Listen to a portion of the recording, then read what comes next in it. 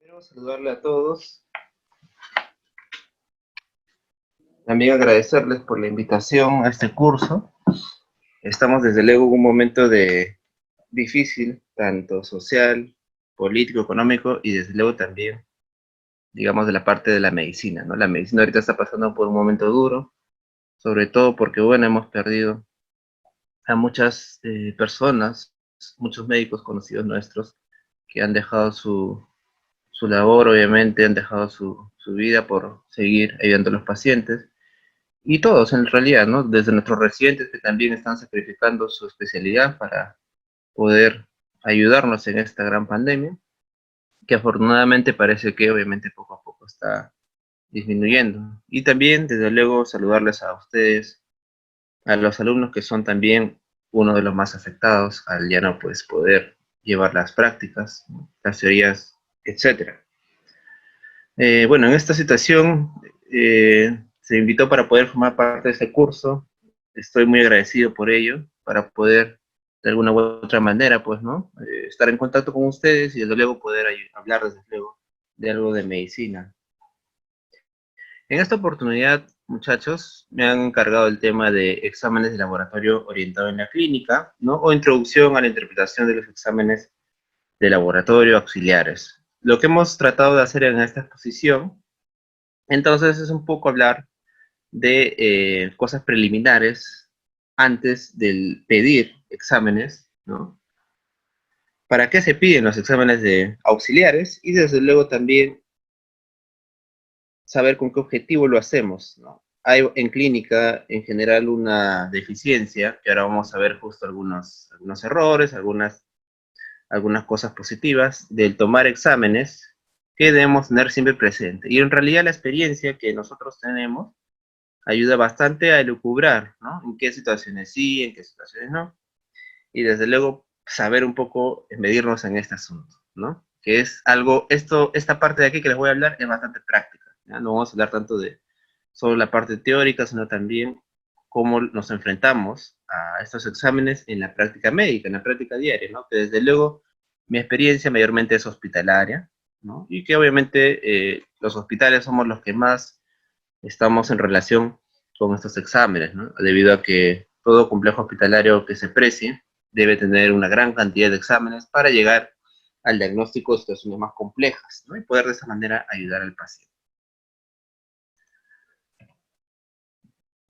Bueno, este curso de interpretación de exámenes auxiliares, entonces, ¿no? Ha sido organizado con esa intención, ¿no? Esta clase va a ser una clase simplemente introductoria para poder atisbar algunos puntos importantes de cómo pedir, cuándo pedir y qué pedir.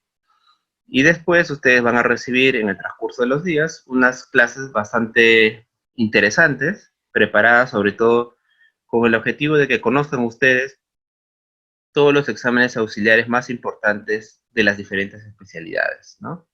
Cada especialidad tiene una batería de exámenes que desde luego es compartido por muchas de ellas, no es exclusivo de una especialidad, y que a veces la interpretación de estos es desconocido por los médicos en general, ¿no? Y por los médicos generales, ¿no? Desde luego que cuando uno se vuelve especialista va teniendo más claridad, más conceptos de ciertos exámenes. Pero acá el objetivo es que ustedes puedan tener una idea general de todos los exámenes más importantes y qué nosotros buscamos al poder realizar cada uno de ellos.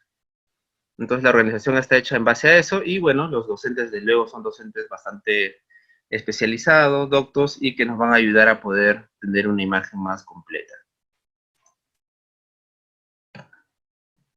Bueno, entonces he puesto esta diapositiva diciendo, empezando por lo básico, ¿no? ¿Qué es lo básico, digamos, en la medicina? En lo básico me refiero obviamente al aprendizaje de lo que son las ciencias básicas. Y las ciencias básicas nosotros lo vemos desde muy temprano en la carrera, ¿no? O sea, esta es la primera parte, digamos, de la carrera, ¿no? Y cuando uno empieza en la carrera, entonces a veces tiene estos conceptos y uno no entiende, ¿no? Porque dice, acá me están enseñando bioquímica, me están enseñando anatomía, me están enseñando fisiología y no logramos todavía entender porque a veces nos resulta un poco memorístico. y nosotros nos falta lo que es vincularlo con el aspecto clínico, ¿no? Sin embargo, estas ciencias básicas nos van a ayudar para conocer sobre todo al cuerpo humano desde la parte molecular, ¿no? Desde la parte anatómica, desde la parte celular y desde la parte molecular, ¿no? Que el cuerpo humano tiene un montón de reacciones, eh, reacciones en cadena, reacciones enzimáticas, reacciones fisiológicas, que obviamente se ponen en funcionamiento para poder realizar las principales funciones que tiene el cuerpo humano, ya sea la relación, la reproducción, la elaboración o consumo de alimento, etc. Entonces, es importante para nosotros poder comprender las ciencias básicas. De este modo, nosotros vamos a entender, obviamente, muchas moléculas que vamos finalmente a seguro pedir en los exámenes auxiliares, en los exámenes de laboratorio, ¿ya? Y estas moléculas, obviamente, tienen una terminología médica, así que es importante de ese lado aprenderlo. Y luego está, desde luego, comprender lo que es la fisiología y la fisiopatología, ¿no? La fisiología, lo que me va a hablar es lo que el cuerpo humano realiza a nivel celular y molecular para cumplir determinadas funciones. Ahora, estas funciones en algún momento pueden estar alteradas. Eso es lo que me va a estudiar la fisiopatología, ¿no? ¿Qué funciones van a estar alteradas? Por ejemplo, la producción de glucosa en el hígado. Por ejemplo, lo que es el manejo de la presión arterial, ¿no? A través del sistema renina-angiotensina, etc. Entonces, solo conociendo cómo funciona el cuerpo humano y cuáles son los elementos que están en este tipo de reacciones, nosotros vamos a poder interpretar dónde vamos a ocasionar algún cambio, quizás con los fármacos, o en todo caso, cómo podemos medir los niveles de ciertas moléculas que nos ayudan a predecir, ¿ya? Porque los exámenes auxiliares, al fin y al cabo, medir estas moléculas nos van a ayudar a predecir qué está sucediendo mal en el cuerpo, ¿no? ¿Cuál es el problema que está ocasionándose en el cuerpo humano? Tal vez alguna molécula está siendo acumulada de manera excesiva, ¿no? Una molécula, por ejemplo, doctor, se está subiendo en los valores. ¿Por qué? Porque la vía fisiológica está alterada a este nivel, por lo tanto, se empieza a acumular esa sustancia nociva. Entonces, esa es una manera, digamos, de interpretar lo que es el examen auxiliar. Y para eso, para llegar a ese punto, obviamente nosotros necesitamos de mucho conocimiento, ¿sí? Este esquema que les he mostrado aquí, por ejemplo, que vemos acá, es el esquema de la generación de lo que es la miastenia gravis, ¿no? Entonces, ¿cómo vamos a poder tratar una enfermedad como la miastenia, ¿no? Si no conocemos cómo se origina y cuál es la fisiopatología de esta enfermedad. Eso es algo básico primero, ¿no? ¿Cómo podemos llegar a comprender, a diagnosticar si nosotros no conocemos cómo es la enfermedad? Y para eso nosotros necesitamos de la ciencia básica, ¿no? En este cuadro, por ejemplo, nos muestra de que la miastenia es generada por una alteración a nivel de los receptores, a nivel de los receptores postsinápticos de la neurona, por ejemplo, ¿no? Entonces hay una alteración, mira acá que viene, no sé si todos me están siguiendo, acá están las inmunoglobulinas producidas de manera anómala en el timo, y estas inmunoglobulinas se dirigen a los receptores postsinápticos de tipo nicotínicos, ¿no? Estos son los receptores nicotínicos. Y el estar ocupados estos receptores, la acetilcolina viene y pues no va a poder unirse a los receptores y por lo tanto desencadenar lo que es la respuesta, que en este caso es la contracción muscular, ¿ya? Entonces, esta fisiopatología me sirve para mí saber cuál es el origen del defecto en la miastenia gravis, ¿sí? ¿A qué se debe la miastenia? Doctor, se debe a una unión de una inmunoglobulina o anticuerpo frente a los receptores NM. Para esto, obviamente, ¿no? Para nosotros llegar a este concepto, hemos tenido necesariamente que poder saber, estudiar la fisiopatología y desde luego también descubrir, ¿no? Qué moléculas están implicadas en esto, ¿sí? Entonces, si no hubiéramos llegado a esto, nosotros no hubiéramos podido realizar primero por un lado el diagnóstico, porque cuando nosotros queremos hacer el diagnóstico, de miastenia gravis, tenemos que, por ejemplo, podemos dosar los anticuerpos antirreceptor de acetilcolina, ¿sí? Entonces, para poder dosarlos, nosotros tenemos que primero haber sabido de que la miastenia funciona de esta manera. Para dar el tratamiento, doctor, el tratamiento son unos fármacos que se conocen como inhibidores de la acetilcolinesterasa. Inhibidores de la acetilcolinesterasa. ¿Y cómo doy ese tratamiento?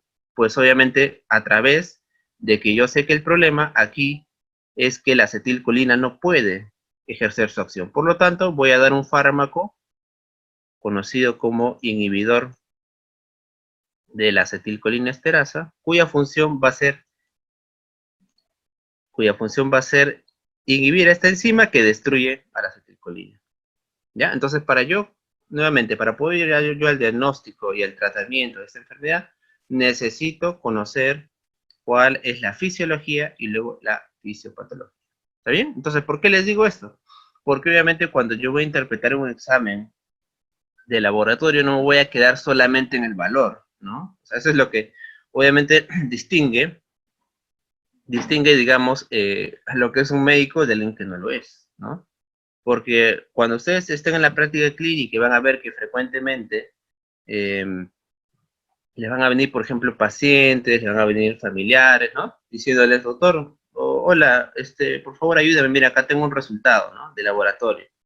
Y te dicen, ¿no? Sé que ha salido elevado esto, ¿no? Ayúdame a interpretarlo. O a veces tú le dices, mira, ¿sabes qué? En realidad no hay mayor problema.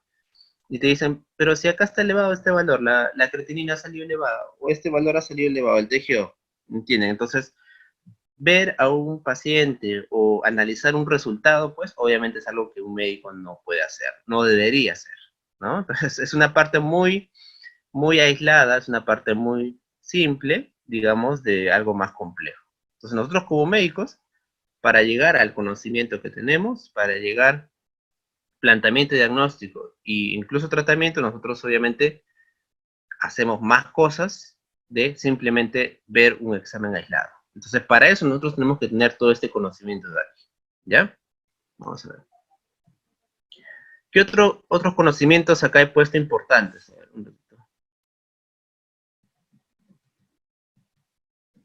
¿Qué otros conocimientos hemos puesto acá importantes? Acá lo que yo he puesto es lo que son los factores y mecanismos productores de la enfermedad. Igual, ¿no? Igualito, lo que les estoy hablando. No solamente podemos entender la fisiología, las moléculas, la parte fisiopatológica, también tenemos que entender, aparte de eso, de las vías, cómo se genera la enfermedad, ¿ya? Porque cómo se origina la enfermedad, igual nuevamente, me va a permitir conocerla y a partir de ahí solicitar los exámenes auxiliares, ¿no? Entonces, ¿cómo se produce la enfermedad? Pues clásicamente nosotros sabemos que hay muchas maneras de producirse. Hay factores, desde luego, que pueden ser endógenos en el paciente, ¿no? O factores externos, por ejemplo, factores metabólicos, factores hormonales, ¿no? Factores nerviosos, factores genéticos, que desde luego es un factor endógeno, ¿no? Podemos también sufrir la lesión a partir de agentes químicos, factores mecánicos, ¿no? Traumatismos, agentes biológicos, como puede ser un parásito, obviamente, puede ser una bacteria, etcétera, ¿no? Factores físicos, factores socioeconómicos e incluso pues iatrogénicos, ¿ya? Entonces, estos mecanismos de enfermedad yo tengo que estudiarlos y obviamente preguntarme a la hora de abordar un paciente, ¿por qué el paciente está teniendo algún tipo de alteración?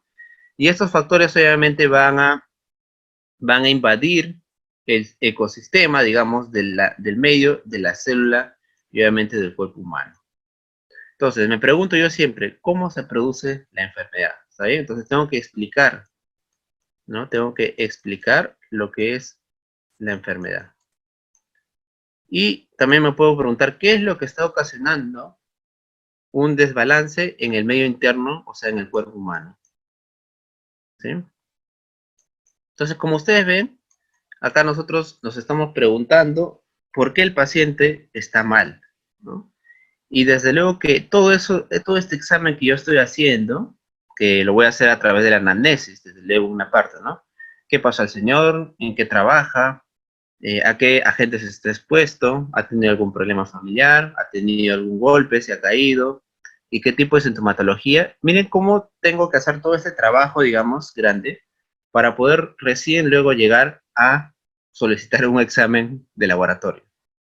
Ya, esto les digo porque, como les decía, ¿no? Es una visión real, médica, de lo que es el poder abordar un paciente y pedir un examen, ¿sí? Muy diferente de, como te digo, una persona que viene con un resultado, con un papelito impreso y te dice, mira, quiero que acá me investigues, a ver, dime qué tengo, ¿sí? Es algo muy diferente. Y en parte, nosotros quizás estamos un poco a veces colaborando con eso, pero vamos ahora a ver que hay más bien factores externos que nos inducen a veces a poder quizás dejarnos llevar, ¿no? por ese examen, ¿ya? ¿Qué otra cosa hay que saber? Mira, el ciclo natural de la enfermedad, ¿no? ¿Qué es el ciclo natural de la enfermedad, doctor? El ciclo natural de la enfermedad obviamente es el devenir, el devenir de la enfermedad, ¿ya? Sin la participación o la intervención, como quieren llamarlo, médica, ¿no? Eso llamamos ciclo o evolución natural de la enfermedad.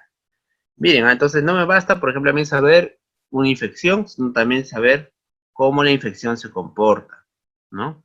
¿Qué es lo que yo debo esperar? O sea, si tú estudias lo que son las enfermedades, si tú estudias las enfermedades, entonces no solamente pues vas a saber diagnosticarlas, sino también tienes que saber cómo se va a comportar, obviamente en un promedio general, cómo se va a comportar este paciente. Ya más o menos me la espero, como se dice. ¿Qué más tengo que saber? Lo que yo siempre les digo a los chicos, complicaciones, ¿no? A veces nos olvidamos, digamos, de las complicaciones, ¿no? ¿Qué complicaciones tiene un ácido isquémico, por ejemplo, ¿no? Aparte del cuadro clínico, hidrocefalia, por ejemplo, ¿no? Convulsiones. Entonces son cosas que a veces aparecen en el paciente y uno dice, ¿qué está pasando? Pero si tú estudias bien las enfermedades, por eso el estudio acá es básico, tú vas a decir, ah, esto es una complicación, sí podría haber pasado, entonces vamos a actuar según ello. Entonces tienes que tú analizar la enfermedad y obviamente saber qué cosas puedes esperar de esta. Entonces acá miren, les he puesto el gráfico de una infección parasitaria, ¿no? Entonces ahí estamos hablando de lo que es, por ejemplo, el estrongiloides, ¿no? Desde el punto de entrada en el cuerpo humano, ¿sí? Mira cómo acá yo tengo que saber cómo es la forma infectante de este gusano, que es la larva filariforme, y cómo es la forma diagnóstica, ¿sí? Que es la larva rhabditoide. Entonces, mira que este conocimiento me sirve para yo saber qué voy a esperar o cómo voy a verlo en el laboratorio, en este caso en un examen de heces, ¿no? Entonces, por eso les vuelvo a repetir, un examen auxiliar no es simplemente un resultado, ¿ya? En realidad es algo que tú conoces porque obviamente has estudiado las enfermedades y mientras más conocimiento tengas, tú vas a poder llegar a solicitar con mejor oportunidad y también vas a poder esperar ese resultado simplemente para poder, a partir de ahí, ayudar al paciente, ¿ya? Entonces miren cuántas cosas nosotros tenemos que, digamos, tener en el background antes de solicitar un examen auxiliar. Y esto de acá, por qué lo pongo acá? Mira, lo que es las situaciones raras, ¿no? Porque ahora vamos a ver un poquito de lo que es más adelante lo que es la medicina basada en evidencia, ¿no? La medicina basada en evidencia, por ejemplo, ayuda bastante a lo que es el uso de tanto terapéutica como diagnóstico de pruebas, por ejemplo, ¿no? Pero también tiene sus limitaciones, obviamente, ¿no? Como cualquier cosa, nada es perfecto. Entonces, hay situaciones raras de enfermedades, las cuales si tú le aplicas el conocimiento a partir de la estadística, porque la medicina basada en evidencia se basa sobre todo en estadística, ¿no? De pacientes. O sea, no me mira un solo paciente, me mira varios y a partir de eso saca conclusiones estadísticas. Entonces, podemos a veces enfrentarnos a lo que son situaciones raras. Y esas situaciones raras, entonces, ¿cómo nos enteramos que existen? ¿No? ¿Cómo obviamos quizás un resultado obviamos un tratamiento para poder brindarle a este paciente algo mejor, ¿no? Entonces, las situaciones raras hay en medicina. Por eso nosotros tenemos que también conocerlas, ¿sí? Entonces, la medicina no es tan simple en realidad para poder nosotros generalizar, ¿no? A todos los pacientes. Cada paciente es un mundo nuevo, ¿ya? Desde luego, o sea, desde luego que las situaciones raras, pues no es obviamente lo más frecuente, ¿no? Pero nosotros tenemos que también tener esto siempre en mente, ¿ya? A pesar de que la mayoría de las situaciones se resuelven, digamos, de manera similar en muchos pacientes, ¿sí? Eso es algo cierto, pero nosotros tenemos que tener siempre presente de que hay una posibilidad de que estemos ante un caso raro, ¿ya? Conocer bien la enfermedad, eso es lo que les está hablando, ¿no? Mira que estamos llegando al tema ya de el conocimiento de una entidad patológica, ¿no? Ya hemos visto lo que es la fisiología, lo que es la fisiopatología, lo que es los ciclos de algunos parásitos, por ejemplo, que tienes que saber. Y ya otra cosa es conocer bien la enfermedad, ¿sí? Entonces, acá desde luego depende en bastante medida de tu especialidad, ¿no? Obviamente nosotros como médicos docentes, pues nos encantaría que todos ustedes sepan de todo, ¿no? Pero eso es algo imposible, ¿no? Ni yo sé de todo, ni nuestros maestros saben todo de todo. Pero entonces, ¿qué es lo más importante acá? Que bueno, que si tú tienes una especialidad, pues trates desde luego de conocer tus patologías más frecuentes, ¿no? Que esto es lo que yo siempre les digo. Todo especialista debe conocer sus patologías más frecuentes. Quizás para el internista esto es más difícil, porque nosotros no tenemos límites, ¿no? O sea que en realidad para nosotros siempre vamos a estar aprendiendo cosas. Pero, por ejemplo, ginecobstetricia, ¿no? Conocer preeclampsia, manejo de hemorragias, manejo de infecciones, de ruptura prematura de placentas, ¿no? El endocrinólogo, enfermedades de la tiroides, ¿no? Las más importantes, Hashimoto, Graves-Basedow, problemas de la suprarrenal, ¿no? Addison, Cushing, etc. Entonces, este conocimiento, pues, obviamente ya no me estoy refiriendo a un conocimiento de pregrado, ¿no? Digamos, en los libros básicos, sino también poder ahondar en lo que es cada enfermedad desde la especialidad, ¿no? Por ejemplo, lo que les presento aquí a la derecha es simplemente un cuadrito de una guía clínica sobre fibrilación auricular, que obviamente les competiría, digamos, a los cardiólogos, ¿no? También a los internistas. Entonces, acá lo que están haciendo, ¿no? Mira tú cómo clasifica a la fibrilación auricular, ¿no? Fibrilación auricular diagnosticada por primera vez, paroxística, persistente, persistente de larga duración y permanente, ¿ya? Entonces yo les pregunto, ¿esta clasificación creen que la enfermedad misma se clasifica así? ¿La enfermedad, no? ¿Existe así? No. Esta clasificación es una clasificación obviamente académica, ¿no? Es una clasificación que un grupo de médicos, de especialistas, un grupo de investigadores, clasifica a la enfermedad de esta manera. ¿Para qué? Para poder llegar a un mejor abordaje, ¿no? Y tratamiento, ¿sí?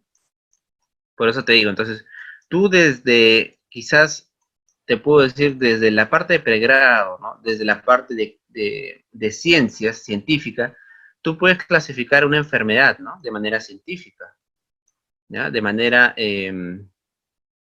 digamos, académica, ¿no? Ok, clasifico lo que es una taquicardia paroxística supraventricular, clasifico a lo que es una fibrilación auricular por el tipo de ritmo. Pero ahora, esta clasificación que tú ves acá ya no es una clasificación solamente científica, ¿no? Académica, es una clasificación dirigida, ¿no? Es una clasificación cuyo objetivo ya no es tanto quizás que tú aprendas, ¿no? Eso es algo también bastante importante, lo que yo siempre les digo, ¿no?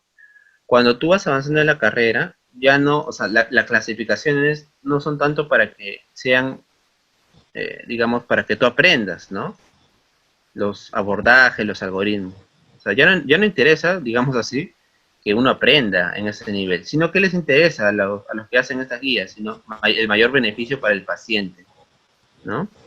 El mayor beneficio para el paciente. ¿Por qué les digo esto? Porque cuando ustedes avancen van a ver que, por ejemplo, en las clasificaciones ustedes van a ver clasificaciones muy engorrosas, ¿no? Doctor, este score que me están enseñando pucha, que tiene como 40 ítems. No me lo puedo memorizar. Es que no está hecho para que, digamos, tú te lo memorices, ¿no? O sea, no está hecho para que sea fácil necesariamente. Está hecho para que tú puedas aplicarlo y tener una menor, digamos, tasa de errores para el paciente, ¿sí? O sea, que no te confundas tanto con el paciente. Por eso les digo, entonces, a medida que tú vas avanzando, vas a ver que estudiar a la enfermedad tienes que tú también aprender conceptos que me van a servir en la práctica médica, ya no tanto como parte académica, ¿ok? Entonces, mira que esta parte también es importante. Y esto tú vas a poder aprender a medida que avances en todas las especialidades, ¿sí? Entonces, mira cuántos conceptos, digamos, ya estás, ¿no? Teniendo noción de que debes de aprender para poder conocer una enfermedad adecuadamente y poder, obviamente, pedir exámenes auxiliares. Esto que les he pasado, esto que les estoy presentando, disculpen, son cuadritos que me he prestado de un residente, amigo mío del Hospital Rebagliati, ¿ya? En la cual ellos hacen sus reuniones, pues obviamente académicas, y organizan lo que es actividades, discusiones de caso clínico, por ejemplo, ¿no? Entonces lo que les estoy mostrando justamente es el caso, bueno, de un paciente cualquiera, digamos, ¿no? En el cual está ordenado lo que son los síntomas y síntomas, ¿no? Los signos y síntomas del paciente, ¿no? Si se dan cuenta, esta es una línea temporal, obviamente, del paciente, ¿no?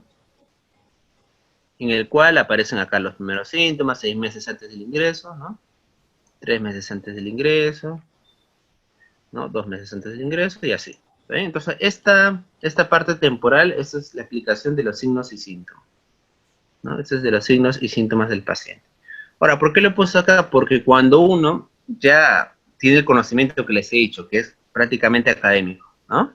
Ahora vamos a hablar del conocimiento del paciente, ¿ya? Este ya no es conocimiento de una enfermedad, digamos, de una vía fisiopatológica, sino del paciente. ¿Y cómo yo tengo ese conocimiento del paciente? Este conocimiento lo tengo, obviamente, a partir de la entrevista, ¿no? Que voy a tener con el paciente, o ya sea la entrevista con sus familiares. ¿Está bien? Entonces, yo voy a tener debo tener, perdón, una experiencia. Debo tener aptitudes. Obviamente que no es nada difícil, ¿eh? No, yo también estoy en contra, sinceramente, de las personas que dicen que hay que tener un montón de aptitudes para ser médico. No, tampoco, ¿no? Uno puede aprenderlas. Entonces, tú vas a tener debes de tener muchas aptitudes para poder llegar, así como ha hecho este buen residente, ¿sí? De poder ordenar los signos y síntomas, ¿no? De poder resaltar, desde luego, lo más importante, ¿no? Y de poder, obviamente, extraer la información del paciente, ¿sí? Extraer la información, saber a quién preguntar, ¿no? Quizás un familiar no me convence, puedo preguntarle a otro, como muchas veces nos pasa, ¿no? Estamos en el hospital, hablamos con el paciente, no le creemos mucho, o nos parece raro por la experiencia, y vamos a llamar al familiar, no está ahí, buscamos su teléfono, lo llamamos, y ahí un poco vamos a profundizar, ¿ya? Entonces, toda esta experiencia también, ¿no? Es algo que tú debes tener y adquirirlo. ¿Y para qué me sirve esto? Para yo poder un poco conocer y saber qué está pasando con el paciente, ¿ya? ¿Qué está pasando con el paciente? Y por lo tanto yo decidí tomarle un examen auxiliar, ¿ya? Entonces esto de acá también nosotros tenemos que fortalecer para poder llegar a la elucubración diagnóstica y posteriormente solicitar un examen. Ahora, desde luego que tampoco es cierto, y eso es lo que yo quiero que ustedes sepan, que no siempre voy a pedir exámenes auxiliares solamente para llegar a un diagnóstico, ¿no? O sea, eso es, digamos, la parte importante, lo que les voy a resaltar, pero uno no pide exámenes auxiliares solamente para tener un diagnóstico, ¿no? Para una búsqueda, una investigación quizás casi detectivesca, ¿no? Nosotros pedimos exámenes auxiliares por muchas otras razones que ahora también les voy a detallar, ¿ya? Otra parte importante, doctor, el examen clínico. Ya, miren todo entonces lo que ya estamos viendo lo que es el background, nosotros todos los conocimientos que debemos tener, ciencias básicas, ciencias clínicas. Ahora estamos viendo habilidades en el examen, ¿no? Entrevista y examen clínico. Ok, entonces, luego con todo esto recién voy a poder solicitar los exámenes. El examen clínico, nuevamente, esta es una diapositiva que me pasó el residente. Acá lo que estamos viendo es también una diagramación, ¿no? Una sistematización ordenada de lo que es los hallazgos en este paciente, ¿no? Que desde luego esta es una presentación como para poder, ¿no?, exponer este caso clínico ante un auditorio médico, ¿no? Entonces acá también nosotros tenemos que hacer el examen cuidadoso, ¿no? Revisar al paciente, los diversos órganos y sistemas, ¿no? Orofaringe, sistema linfático, abdomen, cardiovascular, tórax, y desde luego poner los hallazgos que nosotros encontremos, ¿no?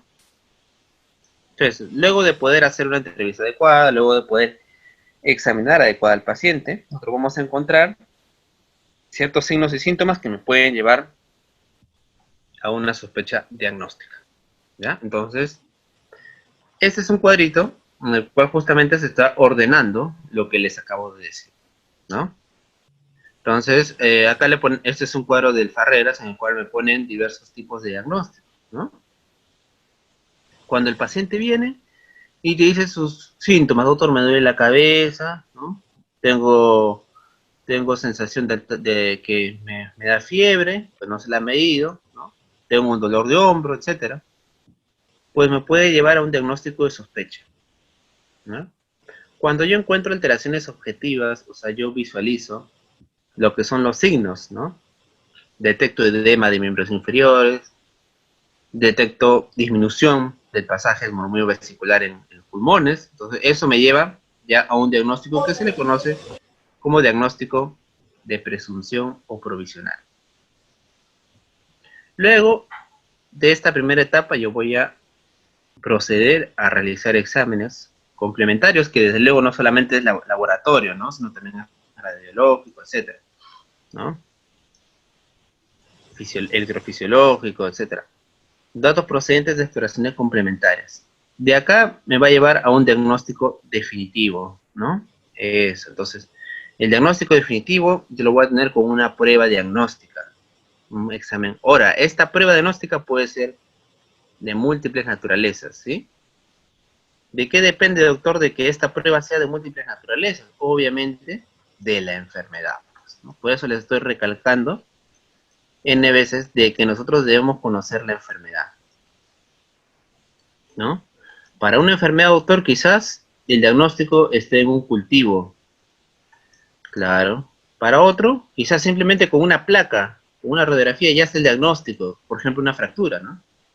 Exactamente, ¿no? Para otro, quizás, doctor, necesita una prueba endocrinológica de hormonas, claro. Entonces, dense cuenta que el diagnóstico, en realidad, para hablar de un diagnóstico definitivo, dependemos mucho de lo que es el tipo de enfermedad que estamos abordando, ¿no? Por eso que ustedes tienen que aprender cada enfermedad, y es lo que les estaba diciendo. Cada enfermedad hay que aprenderla. Obviamente, como les digo, hay un límite de lo que podemos saber, pero depende de la especialidad que tú sepas para más o menos, obviamente, poder, ¿no?, digamos, conocer, ¿no?, qué es lo que más debes conocer de esas enfermedades, ¿ya?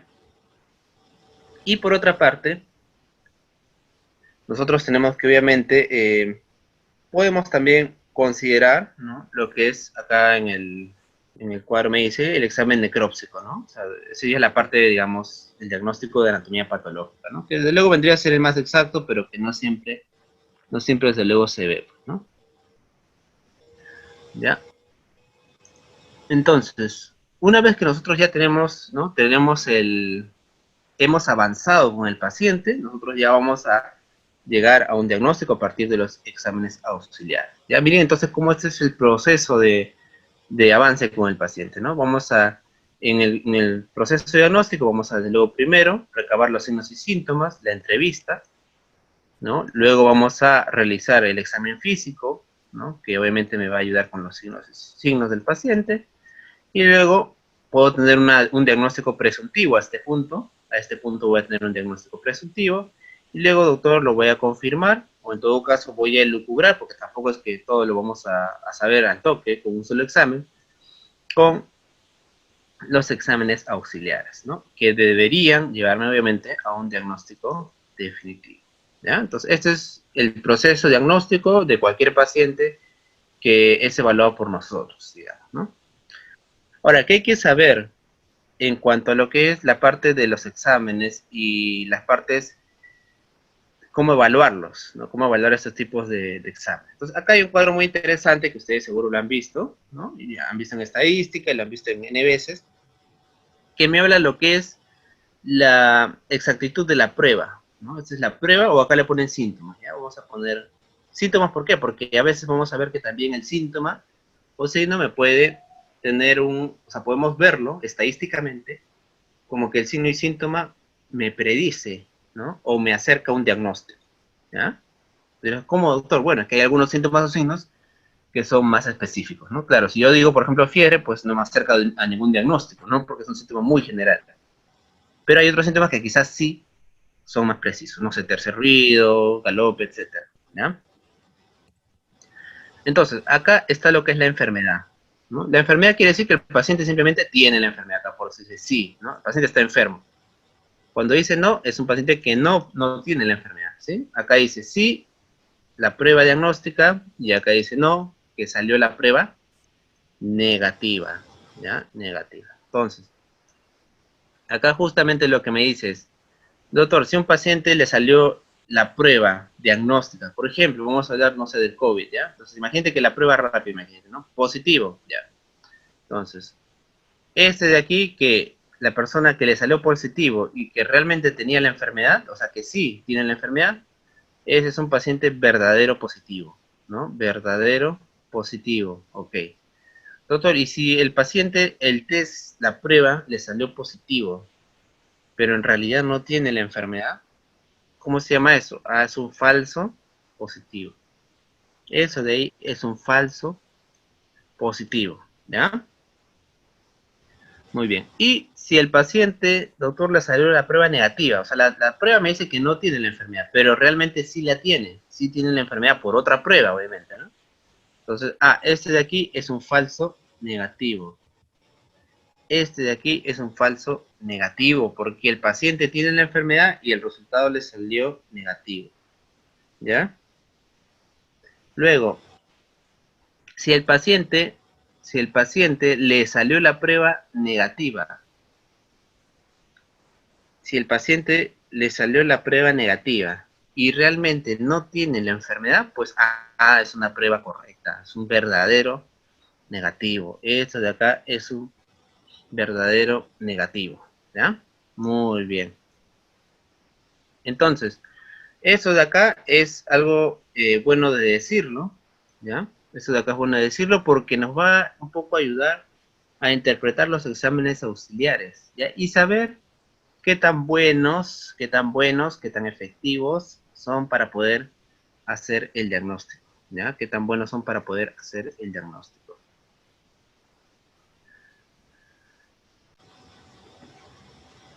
Por ejemplo, acá me dicen algunas definiciones, ¿no? Me dice, la sensibilidad representa la probabilidad de presentar una prueba positiva estando enfermo, ¿no?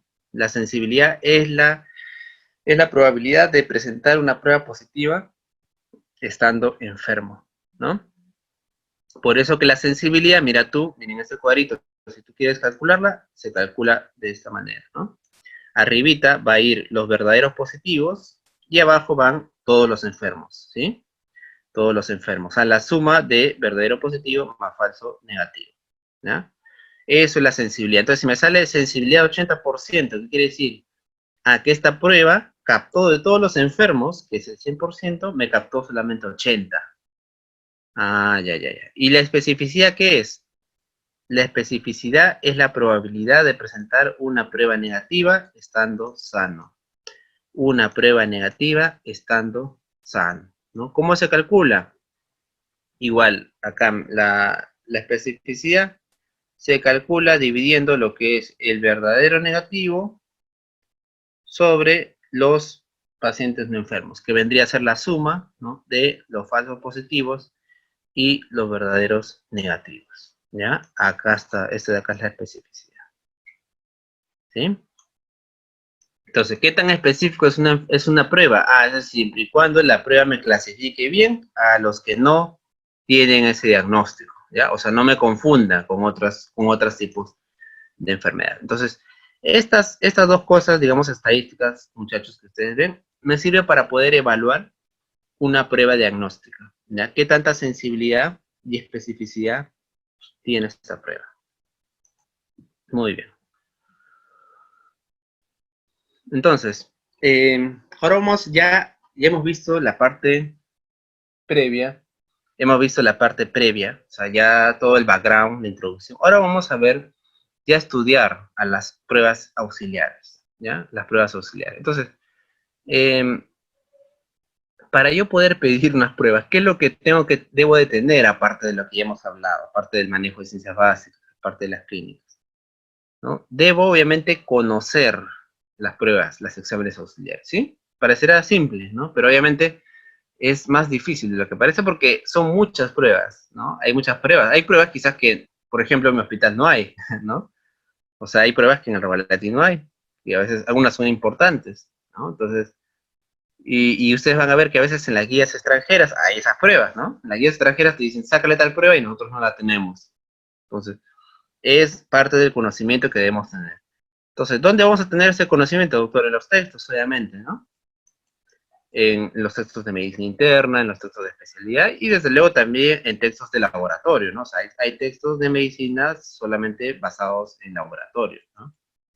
Hay diferentes libros en los cuales simplemente me presenta todas las pruebas que existen, ¿no? De la A a la Z, así me presenta. Entonces, doctor, tengo que estudiar las pruebas de laboratorio. Ya, si por ejemplo, no sé, una persona te ha preguntado por gamma-glutamiltraferasa, por fosfatasa alcalina, y tú no conoces qué es, entonces, o no sabes cuándo sale alterado, entonces yo tengo que ir a estudiar, ¿no?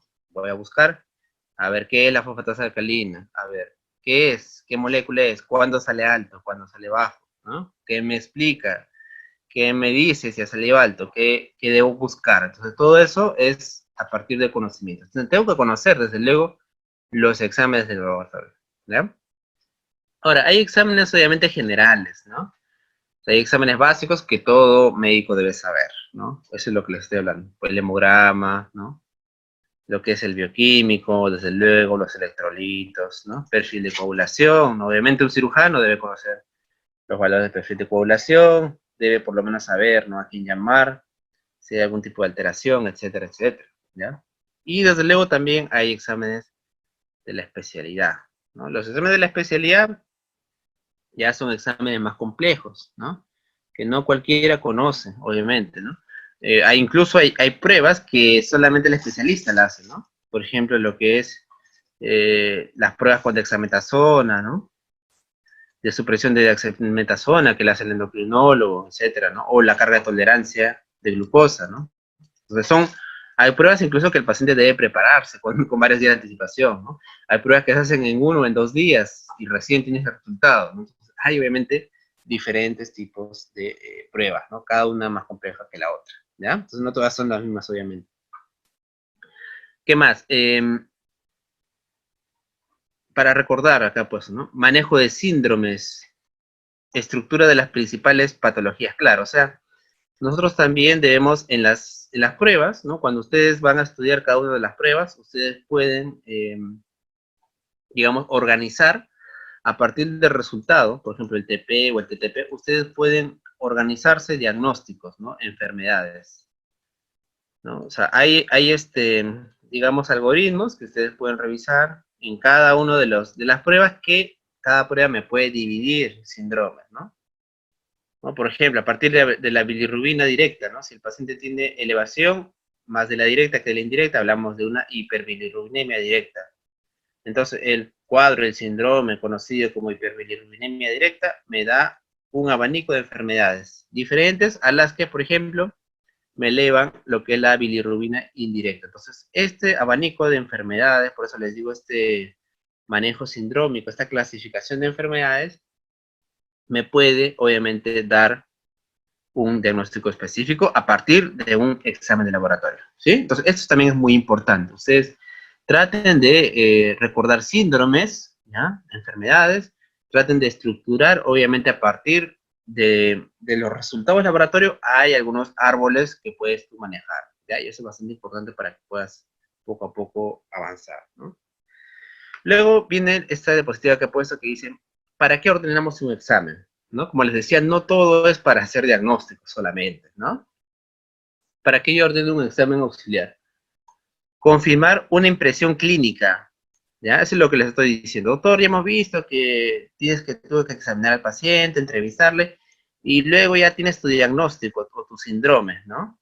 Síndrome, por ejemplo, de hiperbilirubinemia directa. Ya, y a partir de ahí voy a pedir las bilirrubinas, el perfil hepático, etcétera. Ok, ese es para confirmar una impresión diagnóstica. Doctor, no, yo soy un médico súper bueno, ya he visto todo el paciente y para mí, no sé, es bartonelosis de frente.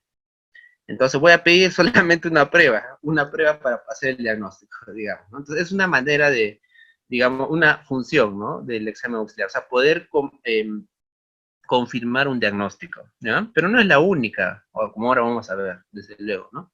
Entonces, o bien confirmamos una impresión clínica que ya tenemos, o podemos descubrir una enfermedad oculta, ¿sí? O sea, quizás al hacer el examen auxiliar te salió un resultado como a nosotros nos pasa un montón de veces en el hospital, y no porque no tengamos bien el ojo, sino porque los pacientes que vemos a veces son pacientes pluripatológicos, ¿no? O sea, es un paciente anciano que tiene varias enfermedades, incluso ocultas, tú lo tratas por una cosa y ¿qué te digo? Le sale una hemorragia, ¿no? O sea, ya trataste la neumonía, está bien, y empieza a sangrar el paciente. Entonces, una enfermedad que quizás la tenía oculta y se manifiesta en el transcurso de su hospitalización, ¿sí? Entonces, nos puede permitir descubrir una enfermedad oculta o hacer un diagnóstico, ¿no?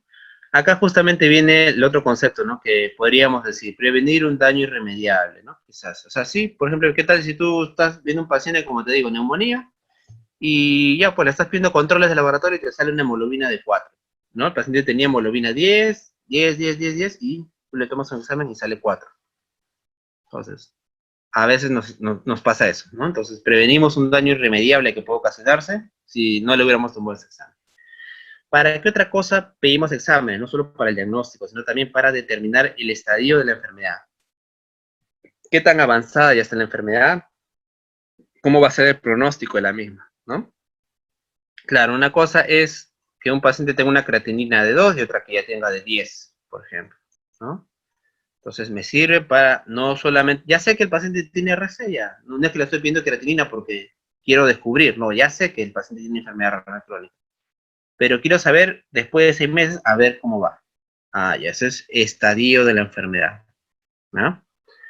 Para descartar una condición o enfermedad, ¿no? Eso sería más que todo la función de los exámenes, digamos, de rutina, ¿no? Exámenes de rutina, ¿no? En el trabajo, ¿no? Quizás la empresa quiere hacer un descarte de anemia o quiere hacer un descarte de diabetes, ¿no? Entonces, se le hace un examen para todos, eso tampoco es malo de ninguna manera, simplemente es una práctica, es una costumbre de la medicina ocupacional, y por ahí se puede descartar alguna enfermedad, ¿no? Para proveer también diagnósticos diferenciales de varias enfermedades posibles, ¿no?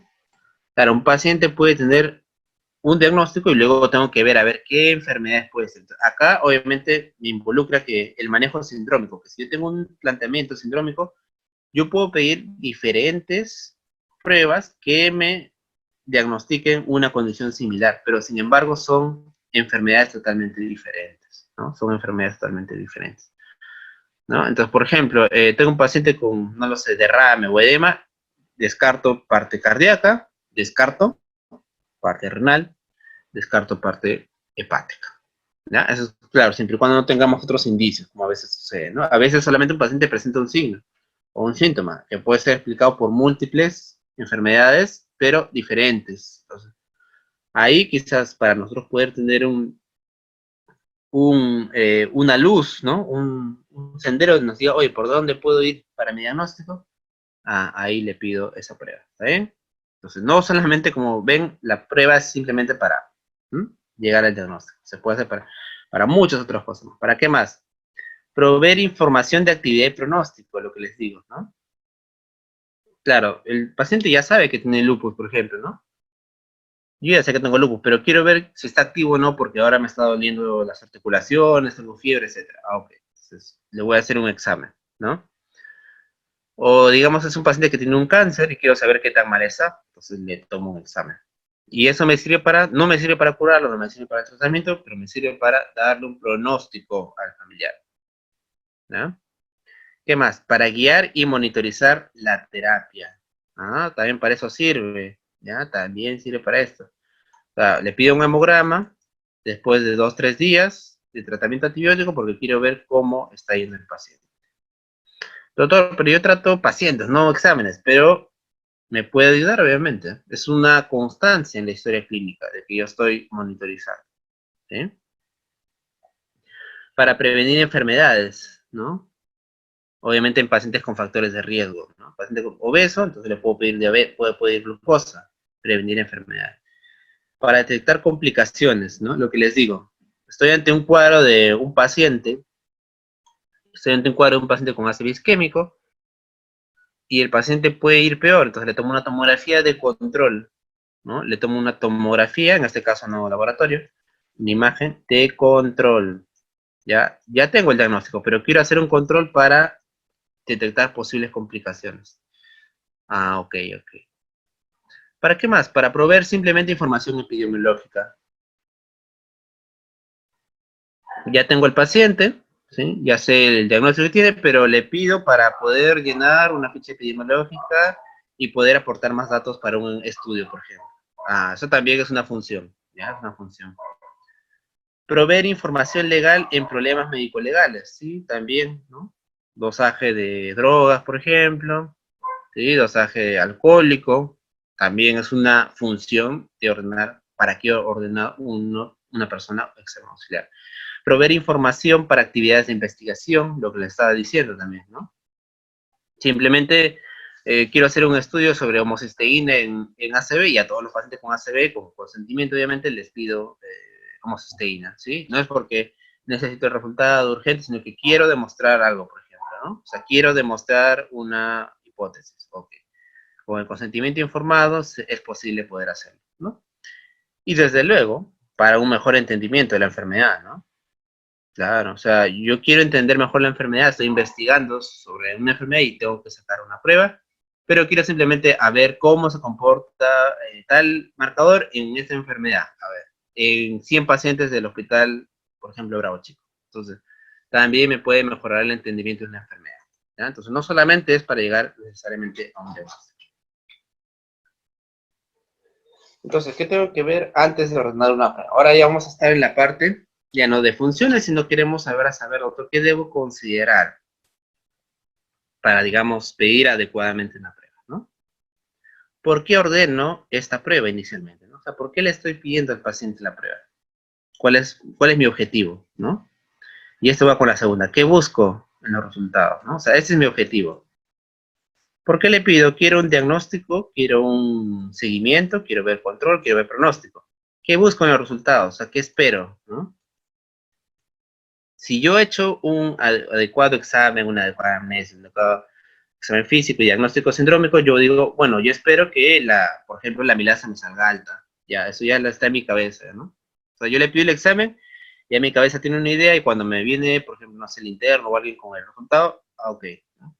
Esto es lo que esperaba. O no esperaba esto, vaya, ¿qué tengo que hacer ahora? Pido otro examen porque me abre otra ventana, ok, ¿no? ¿Qué busco? ¿Qué busco en los resultados? Tú ya debes saber. Entonces, obviamente, antes de ordenar una prueba, tú ya debes saber qué estás buscando, ¿no? Sería inadecuado pedir una prueba y luego ver qué pasa, ¿no? De esa manera no sería lo correcto. Si lo encuentro, afectará mi diagnóstico o terapia, es también correcto, ¿no? Que en realidad esto es bastante subjetivo. Ahora vamos a ver que existen muchos factores externos que hacen que eso se complique más, ¿no? Pero la idea es que si yo encuentro algo que va a afectar mi diagnóstico o terapia o no, porque si no va a afectar mi diagnóstico o terapia, pues ¿para qué le pido, no? Eso es lo que yo siempre a veces converso con los pacientes. Justo hace poco nos pasó algo similar, ¿no? Había un cambio en una radiografía y los residentes me decían, pero no pasa nada. Yo le digo, pero entonces, ¿para qué le piden? Y volvimos, ¿no? Eso me gusta hacer eso porque en realidad nosotros siempre, o sea, tenemos que tratar de ser bastante precisos. Tenemos que tratar de ser bastante acuciosos, ¿no? Con la enfermedad del paciente, ¿no? Entonces yo le dije, a ver, vamos a volver al momento en el cual le pidieron, porque obviamente yo no le había pedido ni ellos, ¿no? Le había pedido a otra persona, digamos, ¿no? Otro médico. Y digo, a ver, vamos a retroceder. Entonces retrocedimos en la historia y Lo que pasó es que el paciente, por ejemplo, empezó a desaturar, ¿no? Se puso peor. Ok, entonces esa fue la causa de haber pedido el examen. Ok, entonces ahora a partir de eso, ¿qué hacemos? ¿Sí? Entonces una cosa es muy diferente la intención que tú has tenido para pedir ese examen. Es algo muy importante, ¿no? Entonces, como te digo, a veces cuando tú estás en un hospital compartiendo con otros médicos, pasa eso, ¿no? Que tú vienes un día diferente, vienes a un examen y esto porque le han pedido, o no me sirve. Pero la intención del que había pedido era otra porque la situación del paciente era diferente, ¿no? Entonces, eso de ahí siempre yo trato de por ahí ver, ¿no? ¿Cómo afectará mi manejo del caso? El tema, ¿no? O sea, sí, le voy a pedir, pero con un objetivo. Entonces, eso de ahí ya lo puedo poner en el plan, ¿no? Eso de ahí lo pongo en el plan. Lo que nos ponen las especialidades a veces, ¿no? Pidan tal reactivo, pidan aldolasa. Dependiendo de esto, voy a ver qué terapia le doy. Ok, entonces ya pídele el examen porque de eso depende qué terapia le va a dar el oncólogo. Perfecto. Y desde luego preguntarme también si va a beneficiar al paciente, ¿no? ¿Beneficiará esto al paciente? Sí, no, y obviamente según eso, ¿no? Ahora, ¿cuál es lo ideal de un examen auxiliar, ¿no? ¿Cuál sería un buen examen? Obviamente no, o sea, no todos cumplen con todas estas características, ¿no? Pero doctor, ¿qué sería un examen auxiliar ideal?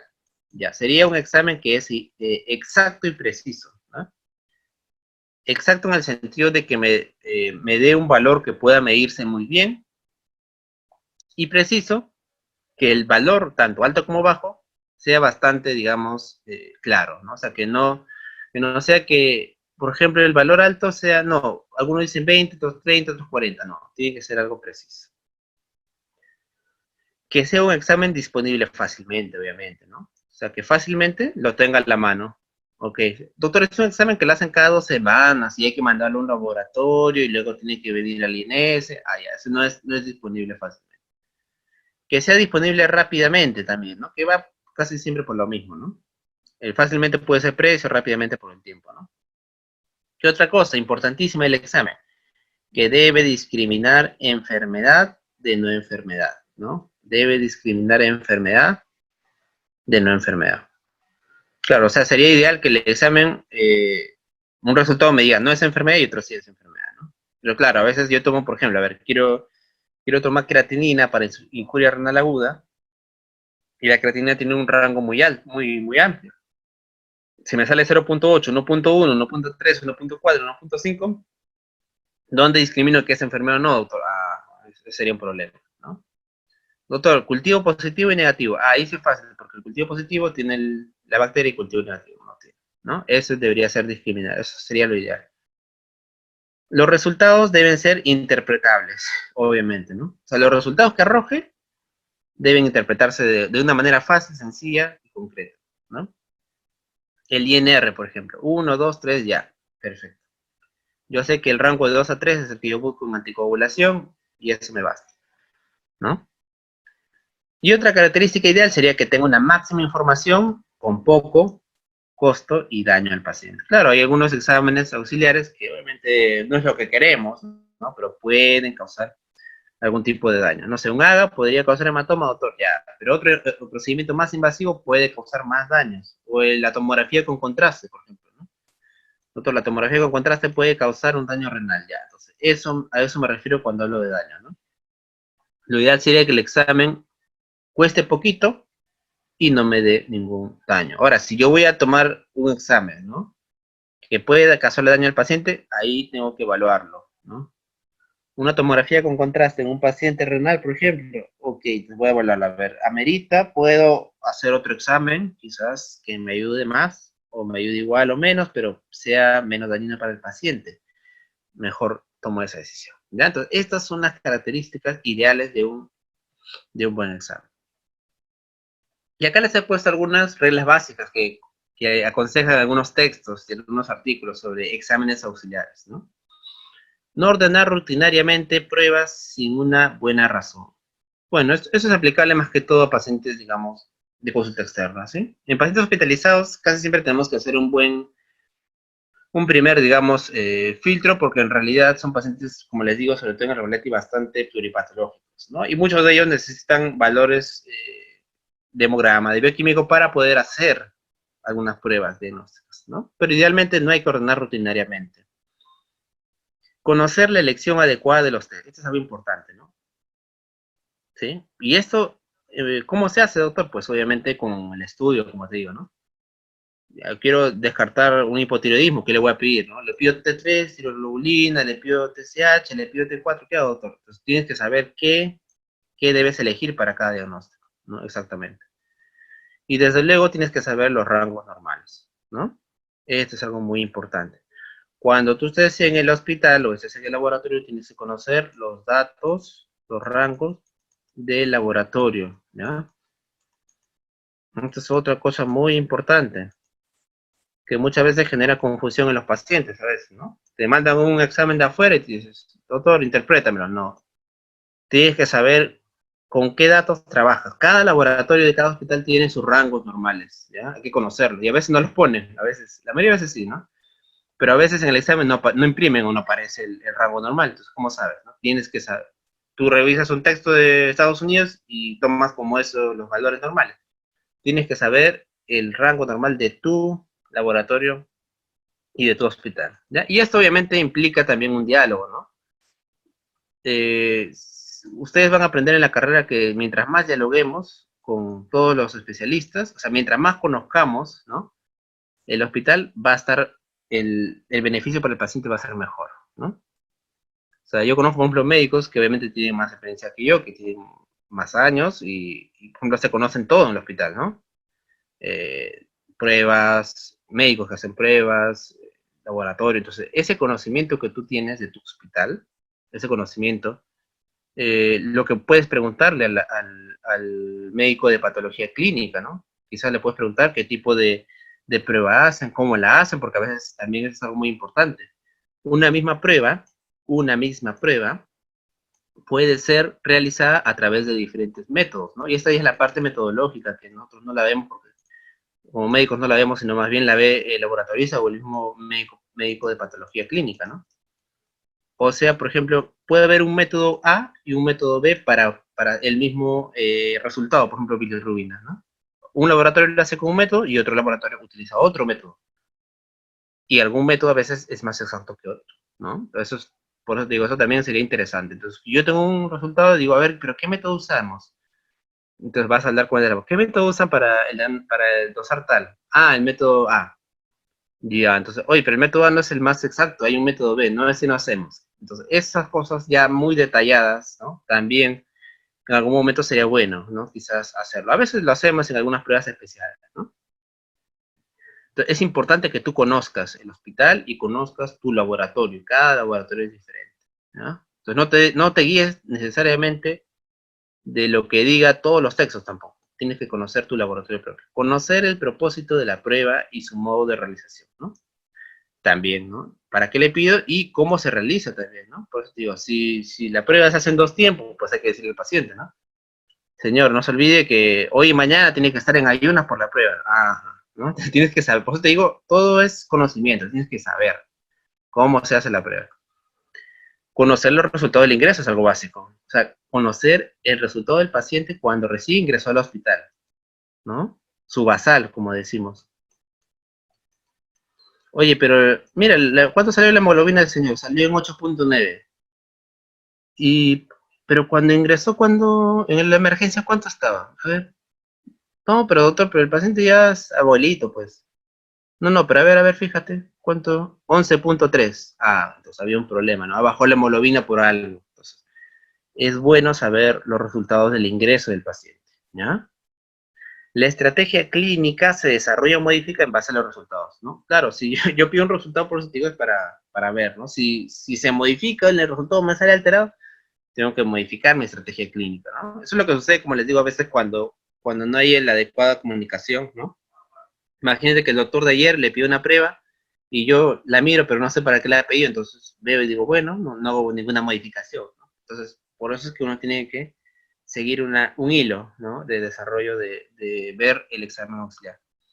Conocer las reglas institucionales de manejo de información, bueno, es más que todo para la confidencialidad, ¿no? La confidencialidad, ¿no?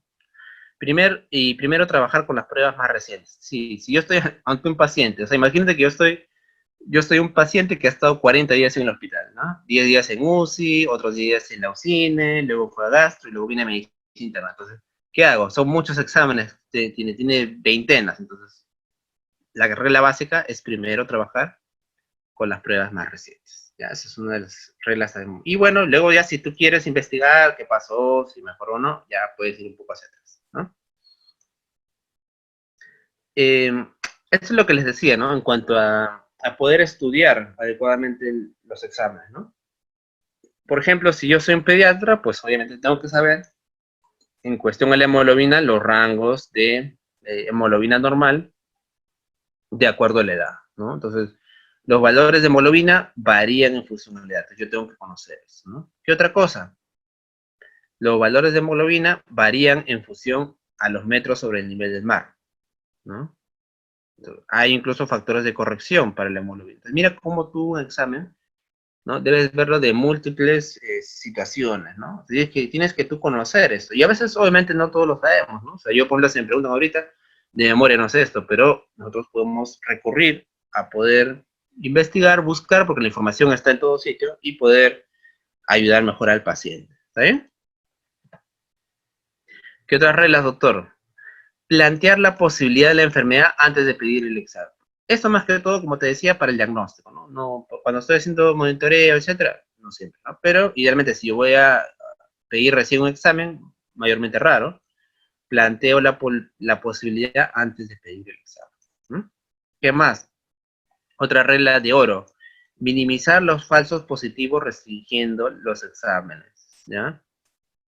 Claro, o sea, los falsos positivos, como habíamos hablado, son los resultados que el test me marca como que el paciente, ¿no? Es positivo, tiene la enfermedad, pero en realidad no la tiene, por eso se llama falso positivo. Entonces, se cuenta que cuando a un paciente le pides 10 exámenes, hay una posibilidad que el 40% te salga alterado, ¿ya?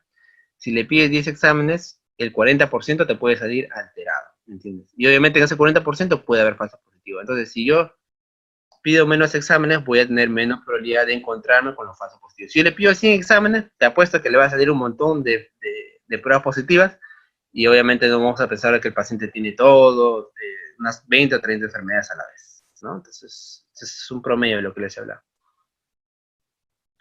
Restringir el uso de test de screening. Y el test de screening es un test, digamos, o sea, en general, que puede aplicarse a un montón de pacientes, ¿no? Cuando es importante revelar una enfermedad, o sea, que necesito descartarla porque la enfermedad es terrible, se necesita iniciar terapia inmediatamente, ¿no? Oye, tengo que iniciar tratamiento, ya, entonces sácale las plaquetas, no, ya, sácale. Si la prueba tiene alta especificidad y sensibilidad, claro, es una super prueba, como les decía, ¿no? Es una de esas pruebas que tiene una especificidad y sensibilidad enorme, tranquilo, le hago nomás, pues yo sé que, ¿no? Sácalo, o sea, sé que lo que salga va a ser bastante creíble, no me va a quizás tener una posibilidad altísima de dar falso positivo, ¿no? Y es posible, acá está, y es posible distinguir falso positivo, verdadero positivo, ¿no?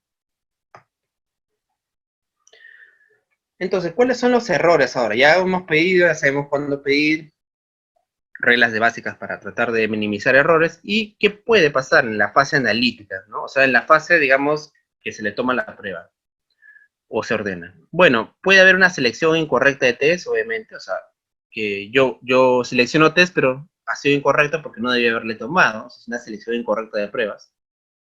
Ordenar pruebas sin ver las previas es algo, un error también que a veces puede suceder, ¿no? Y más aún, por ejemplo, ahora estamos con un sistema medio digital, entonces nos complican a veces, ¿no?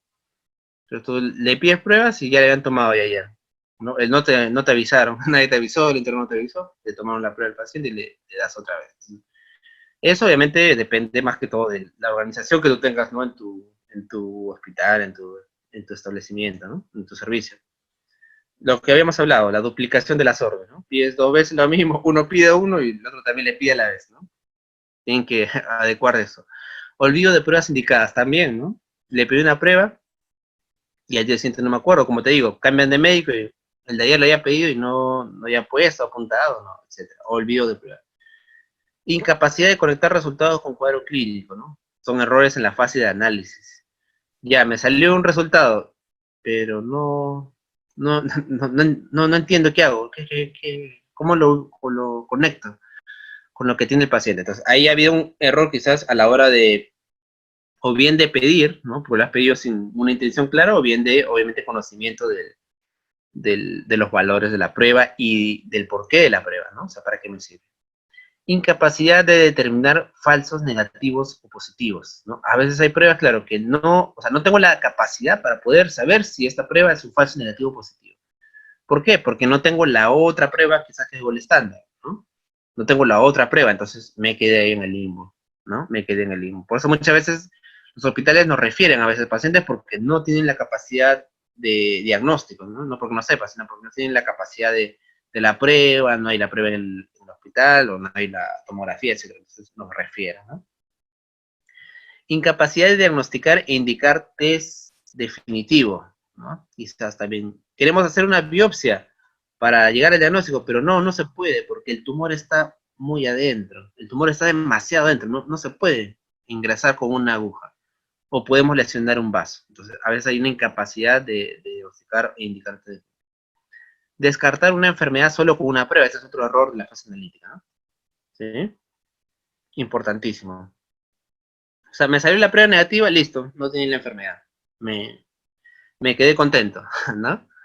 Ya, me salió negativo, listo, me olvido. No, cuidado. Descartar una enfermedad solo con una prueba, puede haber, o sea, como te digo, puede haber enfermedades que la importancia de la prueba sea demasiado alta. Hay otras enfermedades que la prueba es una de tantas. Es una de tantas que no puede hacer ya, ¿no? Entonces eso de ahí en realidad tienes que evaluar.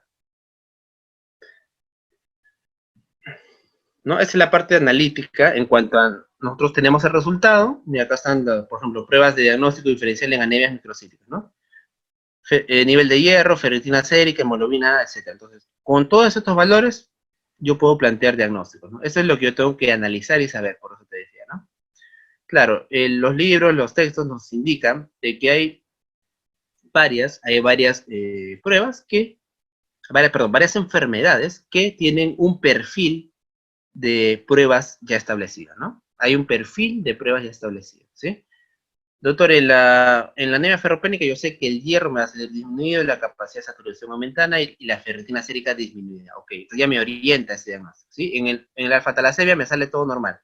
Ok, entonces, esta clasificación que ustedes ven, obviamente es una clasificación académica, que tú tienes que saberla cuando vas a estudiar algún tipo de enfermedad, ¿ya? Entonces, cada enfermedad puede tener un perfil de pruebas que tú debes conocer y eso te ayuda bastante para poder llegar al diagnóstico. Doctor, ya tomé la prueba, ahora la fase post-test, o sea, ya tomé la prueba, ahora, ¿qué hago después? Entonces, hay que procesar el resultado primero, ¿no? Ese procesamiento demora, dependiendo del tipo de prueba, puede demorar un día, 2, 3, una semana, etcétera. Y hay que tener cuidado, ¿no? Hay que llevarla rápidamente, generalmente, a veces le toman la prueba y lo dejan ahí 2 horas. Luego llevan la prueba y salen todos los resultados alterados, porque no pueden dejar la muestra ahí que se, digamos, que se malogre, ¿ya? Evaluación analítica y médica de los resultados. O sea, ya tengo yo, una vez que tengo el resultado, tengo que evaluar, no solamente de manera analítica, o sea, no solamente el valor, alto o bajo, ya tengo que luego analizar de manera médica. Tengo que integrarlo con lo que tiene el paciente y ver qué más puedo hacer, ¿no? Y para eso tengo que conocer los límites normales, que ya te he dicho que depende de cada laboratorio. Todo esto depende en realidad de cada laboratorio, ¿sí? Luego, colocar los resultados de la historia. Lo pongo acá porque es algo importante. A veces nos olvidamos, ¿sí? A veces el resultado sale en la tarde, ya no lo ponen, pero hay que ponerlo, sobre todo para tener un conocimiento, ¿no? Todos debemos saber de que se pidió la prueba y ya se ha resultado, no estar diciendo, ¿dónde está la prueba? Ya se el resultado, ve al laboratorio. No, ya lo ponemos inmediatamente apenas lo tengamos. Y luego se hace la interpretación de los resultados positivos y negativos, ¿ah? Me salió negativo, doctor, ya igual, o sea, chécalo y revísalo, ¿no? Porque es importante. Lo conectamos con el cuadro clínico y eso nos va a llevar a tomar decisiones, ¿ya? Con eso tomamos decisiones. Ese es digamos, lo que uno tiene que hacer luego de haber solicitado el examen.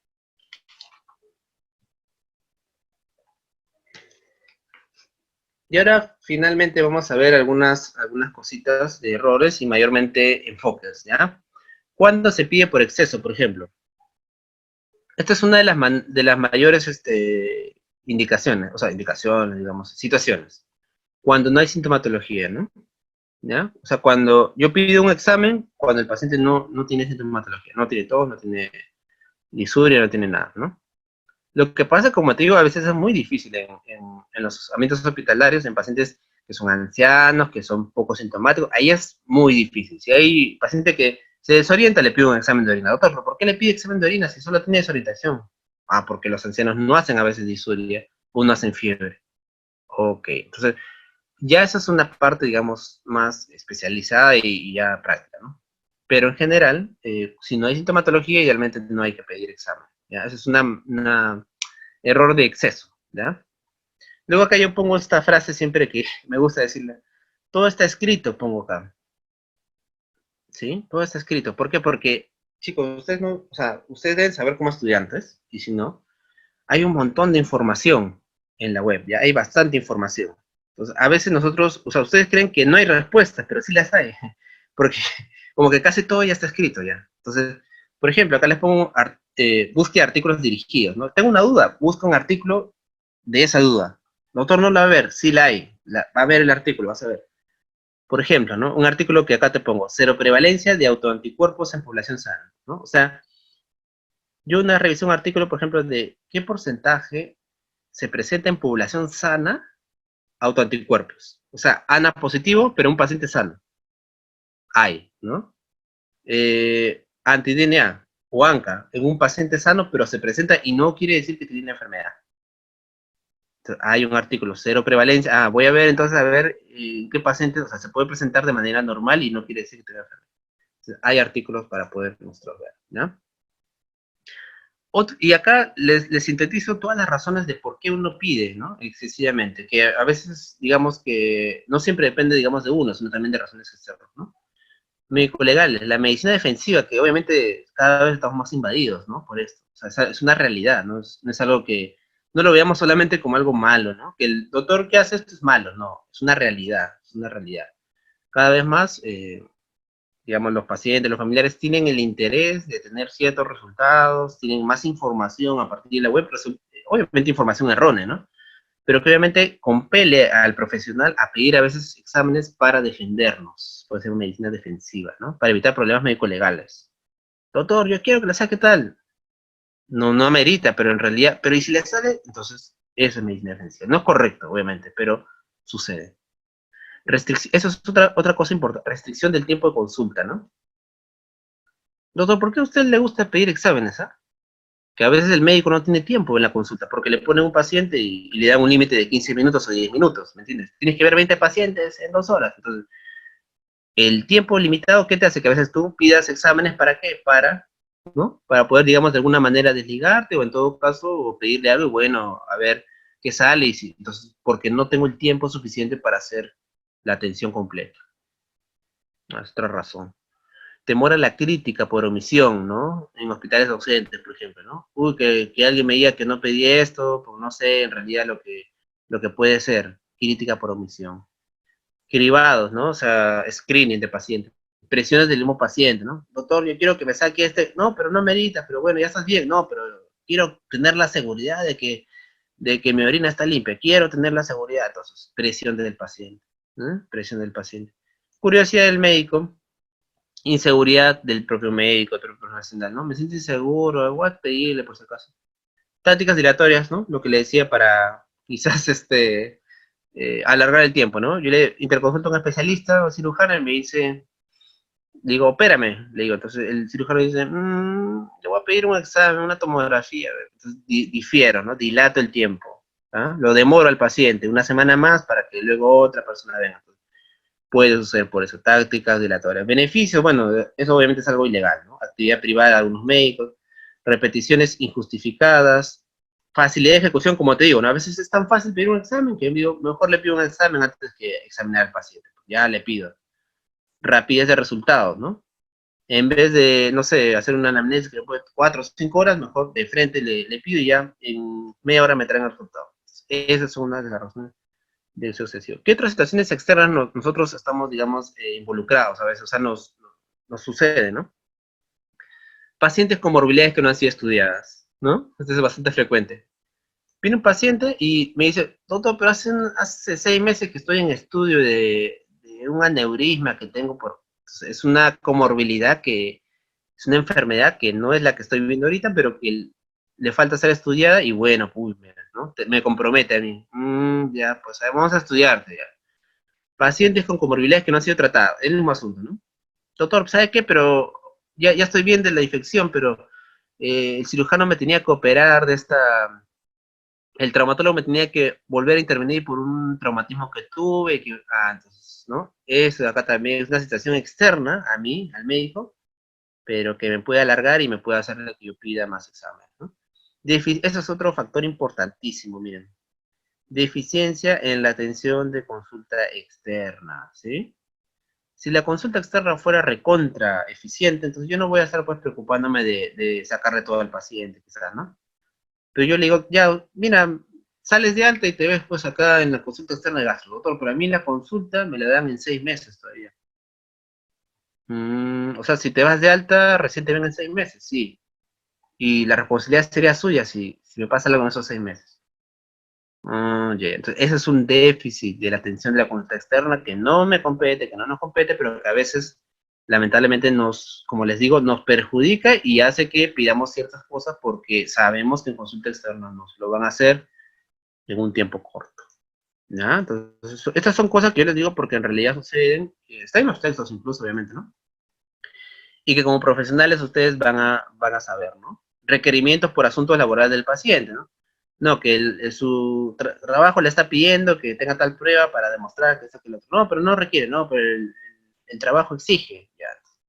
Datos erróneos o mentiras de informantes, eso también es algo bastante frecuente, ¿eh? El familiar te da datos erróneos, no, el paciente estaba bien, no tenía nada, entonces tú tienes ese dato y tienes que pedir a veces examen, ¿no? Nos ha pasado 1000 veces, ¿no? O sea, por ejemplo, imagínate que el paciente tiene hemoglobina bajísima, 8. Entonces, bueno, tiene hemoglobina 8, pero seguro ya tenía ya. Señora, disculpa, su mamá tenía ya hemoglobina baja, ¿no? No tenía hemoglobina baja, nunca. Ah, ya. ¿Segura? No tenía. Oh, bueno, entonces tengo que estudiarle la anemia. Entonces ahí y a veces pierdo tiempo porque en realidad sí ya tenía, ¿no? De tiempo. Entonces, a veces tenemos datos erróneos o incluso a veces mentiras. Esa es la verdad, ¿no? Y ya finalmente para acabar, entonces, ¿qué guías nos pueden ayudar, doctor? O sea, ya usted me ha dicho los problemas, ahora quiero saber qué leo, a ver qué puedo revisar. Mira, puedes revisar artículos de revisiones, ¿no?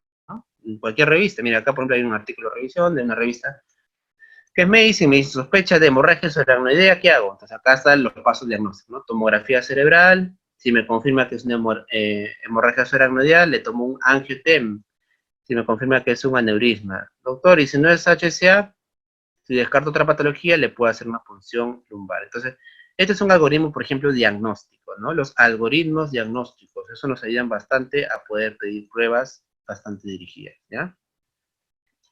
¿Qué otras guías, doctor? Entonces, en los artículos de revisión, pero también puedes estudiar la patología a fondo, y ahí vas a ver, obviamente, las pruebas, y también puedes revisar las guías de práctica clínica. Ahora, estas guías tienen, obviamente, diferentes niveles de evidencia, ¿no? O sea, cada guía tiene un nivel de evidencia diferente. Puede ser una guía recontra buena, puede ser una guía que, digamos, no es tan buena porque simplemente no es que la hayan hecho mal, sino que no hay evidencia, ¿no? No hay evidencia, o sea, no hay estudios que puedan sustentar las guías, ¿no? Acá les presento este artículo, por ejemplo, que me dice, cuando una pericarditis amerita un estudio de enfermedad autoinmune. Ah, ya ves, mira, o sea, ¿te acuerdas que te decía de que en los artículos hay todas las respuestas, ¿no?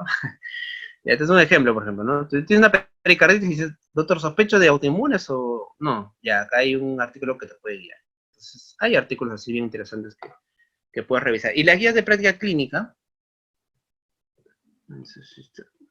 las guías de práctica clínica, digamos, me ayudan también en eso, ¿no? O sea, toda guía tiene su parte de diagnóstico y ahí te habla de lo que es laboratorio, ¿no? ¿No? Este es un artículo, por ejemplo, del Medicine, ¿no? Dice, este paciente con dolor de cabeza tiene migraña o necesita imágenes, ¿no? ¿Qué hace esta revista con este artículo? Mira, te hace una clasificación, digamos, de los criterios de diagnósticos, ¿no? Por ejemplo, ese es un criterio Pounding, que me detecta si es una migraña o no. Entonces, las características de estos criterios, ahí me dicen el porcentaje de confianza que tiene para llegar al diagnóstico, ¿no? Mira acá que también hay estudios que han identificado ciertos signos estos estudios han identificado ciertos signos y síntomas que si se presentan, me dan un likelihood ratio, o sea, una posibilidad 3.2 para que sea esa enfermedad, ¿no? O sea, 3.2 veces de posibilidad de que se trate de esa enfermedad. ¿Ya? Estos estudios, mira tú, este es un estudio estadístico, ¿no? Esto es parte de medicina basada en evidencia, ¿no? Ya no solamente sabemos, digamos, de manera teórica, sino también de manera estadística, qué porcentaje, qué posibilidad hay de que sea la enfermedad. Y mira, justamente hablando de eso, acá te presento lo que es, por ejemplo, libros de medicina basada en evidencias, ¿no? La medicina basada en evidencias es obviamente una tendencia, una parte de la medicina que nos enseña que nosotros podemos tomar decisiones a partir de la evidencia, y la evidencia implica obviamente diferentes rangos de certeza, ¿no? De los estudios. Por ejemplo, vamos a ver acá esta es una pirámide de la evidencia en la cual me habla de que estudios en animales obviamente tienen muy poca evidencia. Yo de un estudio a partir de ratones no puedo sacar muchas conclusiones, y a medida que voy avanzando en la pirámide me encuentro con estudios como metaanálisis o revisiones sistemáticas que me van a poder ayudar y decir que una prueba o un tratamiento es más, tiene más evidencia y por lo tanto me va a ayudar más, ¿no? Entonces, como te decía, mira, acá hay algunos libros, ¿no? Incluso que han salido ya obviamente hace tiempo sobre ese tema, ¿no? Mira que hay un libro de diagnóstico físico basado en evidencia, ¿no? O sea, acá me habla un poco de lo que es los signos y síntomas físicos y a ver eso de ahí, qué tanta evidencia me da para cierta enfermedad, ¿no? Igualmente el tema del laboratorio, aunque este libro en realidad lo he revisado y no es muy práctico, en realidad, más que todo es teórico, pero bueno, también hay seguro libros de esa naturaleza que cada examen de laboratorio tiene ya no solamente lo pongo como que sirve o no sirve, sino su nivel de evidencia, ¿no? Si me sale positivo, ¿qué tan porcentaje, qué tanta certeza me da de que esté ante esa enfermedad? Y esto es justamente un extracto de esos libros, ¿no? En realidad acá no es de un examen de laboratorio, sino es de examen físico, pero igual me parecía interesante, ¿no? Aplicación directa en signos, síntomas y resultados de exámenes auxiliares. Mira acá, por ejemplo, dice síndrome de Cushing, ¿no? Hipertensión, y acá te menciona los estudios, ¿no? En el cual han evaluado esto, la sensibilidad que tiene, mira que es una sensibilidad bastante baja, la especificidad que tiene que es relativamente un poco más alta, ¿no? 83 a 94%, ¿no? Y el likelihood ratio, ¿no? El likelihood ratio es como una medición de riesgo, ¿no? Pero en este caso me diría simplemente que la prueba me ayuda 2.3, o sea, me apunta que sí es un Cushing, ¿no? 2.3 veces. ¿No? La Karen Luna, por ejemplo, mira que para Cushing tiene una sensibilidad del 98%, 41% de especificidad, o sea, no es tan específico, ¿no? Y también su likelihood rate. Entonces, así como tú, mira, acá, por ejemplo, lo que es el pulso paradojal, ¿no? En asma, ¿no? La severidad, si es más de 10, la sensibilidad es 52 a 68%, si es más de 25, obviamente la sensibilidad es más baja, pero la especificidad por ahí va, ¿no? Entonces tiene un likelihood rate mucho más alto, o sea, que me dice que este paciente tiene más severidad de asma. ¿Ya? Entonces ya esto de acá, digamos, la medicina basada en evidencias también es una, este, es una prueba importante, es una herramienta para nosotros poder, digamos, ¿no? Quizás saber con un poquito más de precisión qué exámenes pedir y qué esperar, ¿no? Acá les pongo ya casi para acabar, les pongo, luego de muchos años de experiencia, seguimos aprendiendo, ¿no? O sea, eso es lo que, digamos, siempre vemos, ¿no? Yo tengo más años de experiencia, obviamente, que lo que tenía hace mucho tiempo, y bueno, pero aún así uno sigue aprendiendo de los casos, de los pacientes, ¿no? Cada vez que nosotros manejamos pacientes y vemos por ahí algo que se nos escapa, vemos ahí un examen quizás que no le teníamos tanta confianza y nos demuestra que en realidad es importante, o muchas situaciones, ¿no? Entonces, en realidad el aprender cada vez más nos va a llevar a disminuir la probabilidad de error, ¿no? A disminuir la probabilidad de pedir exámenes en exceso o viceversa, ¿no? A veces nos olvidamos de pedir unos exámenes básicos, o nos olvidamos simplemente de que un examen, digamos, su utilidad específica, ¿no? Porque ya no lo usamos, o cuando uno deja de usar un examen, a veces obviamente se olvida, igual contrario. Entonces, en realidad, los años de experiencia cada vez siempre te van a enseñar más. O sea, siempre la experiencia es una parte importante de la medicina. No todo está en los libros, ni todo está en la estadística, sino también en la experiencia que vas a tener con los pacientes, ¿no? Bueno, muchachos, ha sido mi charla, espero que les haya gustado, que les haya también servido un poco, y aquí les dejo mis redes por si gustan seguirme, en Facebook y en Instagram, donde por ahí publico algunas cosas de medicina y también de temas diversos. Muchas gracias. Muchísimas gracias, doctor. Doctor de la Jara, ha sido una clase bastante informativa. Ha sido bastante buena para introducirnos en general a todos los temas del curso.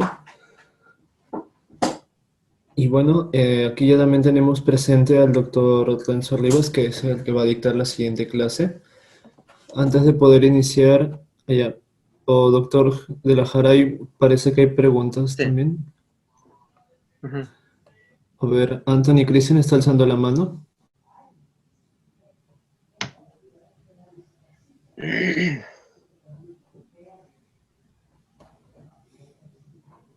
Ah, no, está aplaudiendo, disculpe.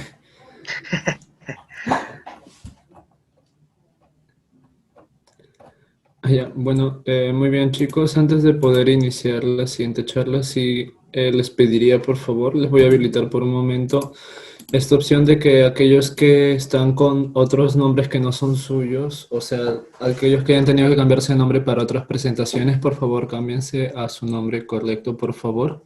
O sea, nombres y apellidos con el fin de que el doctor Rivas los pueda reconocer, ya que según nos han indicado, los va a hacer participar.